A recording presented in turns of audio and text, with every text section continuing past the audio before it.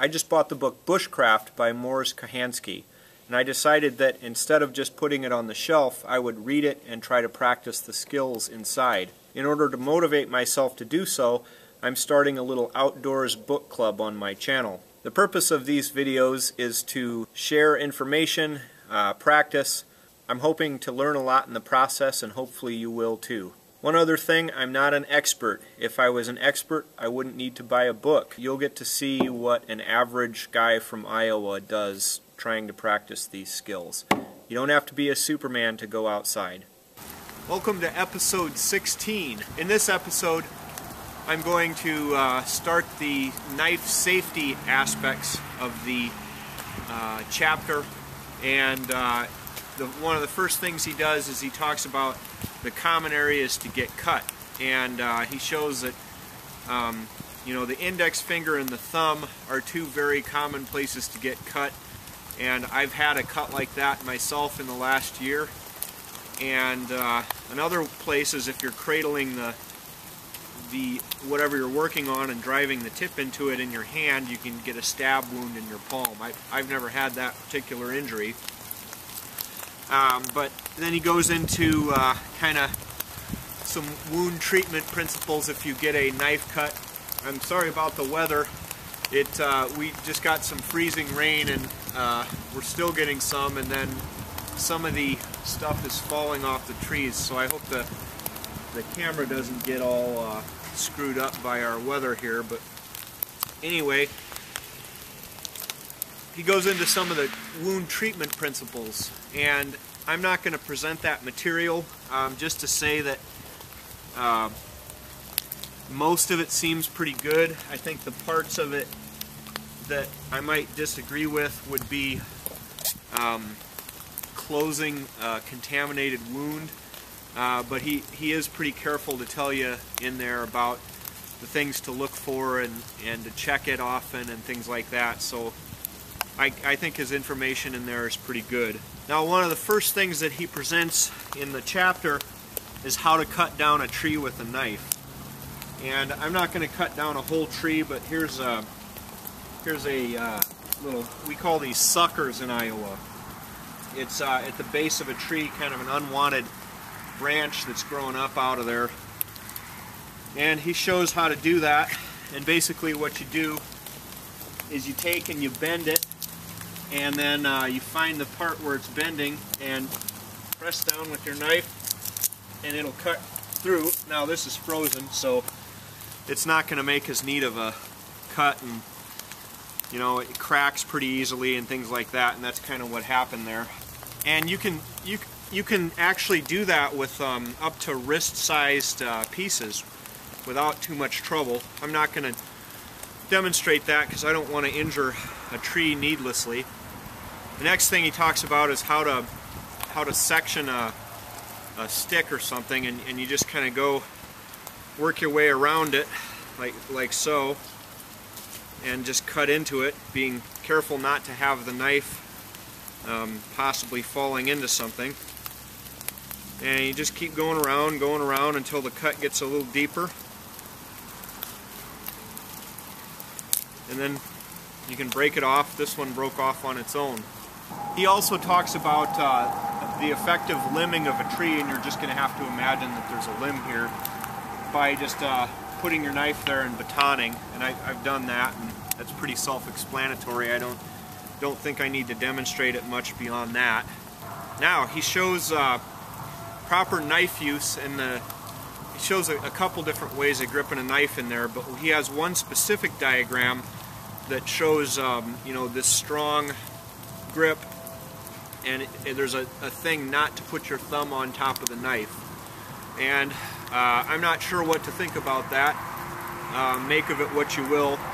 But I will say that if you do it that way for long periods of time, eventually the pad of your thumb gets sore.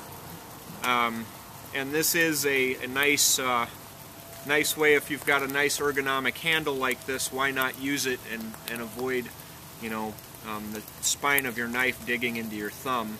Then he shows a couple different things about working with your knife, and he's real careful to point out not to rest your work over your leg, because what happens if your knife slips and goes into your leg? So he mentions and shows that if you're going to be working on something and you need to have it braced on something, brace it out here, but don't brace it over your leg. Never be cutting into never be cutting in such a way that if the knife slips, it's going to injure you. And that's the basic principle that pretty much dominates all of the other diagrams in the book. He shows a method of cutting towards yourself by bracing your work on your chest and then putting your thumb on top of the knife and then using it for control so that you can do things like you know, flatten it out and carve little flat spots and for notches and things like this. And he says that that's safe. He also shows that if you're trying to cut through something, it's safe to brace it against your chest like this, but you want to make sure that your knife isn't underneath, or your arm isn't underneath where your knife is going to cut. Have it out to the side like this. Then if you've ever seen your mom or your grandma peel potatoes or vegetables, carrots or whatever in the kitchen, you notice that they're constantly cutting towards their thumb. And he shows a couple of safe ways to do this. Mainly it's to keep your thumb out of the way of the knife. So if you're trying to trim the end of this stick, don't put your thumb here, put it down here so that when you're trimming, if the knife goes through, it's not hitting your thumb, like that. Another thing that he's careful to point out is that, you know, you sometimes will drill holes with a stick. When you do it, don't support the work in the palm of your hand like this, because what's going to happen is sooner or later that knife is going to slip and go into your palm of your hand. Instead, find a log or even a tree and brace it on there and do it that way so that if the knife slips, it's not going into your palm. He has a diagram that if you're going to be splitting or driving the knife into wood, not to have it like this, but to have your palm like this. And I'm not 100% sure what that's about. I'm going to have to ask him. I'm taking his winter course in a little bit under a month, and so maybe I'll ask him about that diagram and what that is. He also shows that if you're driving your knife into the end of a stick to split it, don't put your hand like this, because what will happen is that knife will slip and go straight into your hand. Or if you have to have your hand there, put your thumb and forefinger over so that the knife can only go as far as you let it with your thumb and forefinger. You see that? And just make sure you don't put your finger like that, because then you cut it. So just like this, and you can drive it only as far as you'll let it. And then he shows some pretty obvious things, like if you're cutting, don't have your hand there, because you'll cut right into it. Have it here. And then he has a final point about how to use a folding knife if you must. Astute viewers will notice that I have these new Under Armour buckskin pants on, and they help with bushcrafting and such. But he says never to trust the locking mechanism on a knife. So if you're cutting, like say if you're pushing this way and your hand is gripped around the blade like that and the blade accidentally comes closed, what's it going to injure? It's going to injure your fingers. Now, I love my little Spyderco Delica 4, but he does have a point.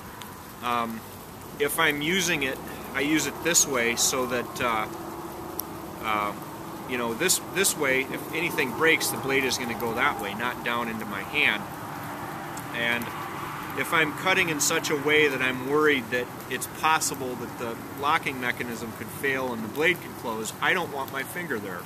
So he shows a method of, you know, just make sure that when you're using it and there's a possibility of the blade going closed, just keep your fingers out of the way and never trust a locking mechanism.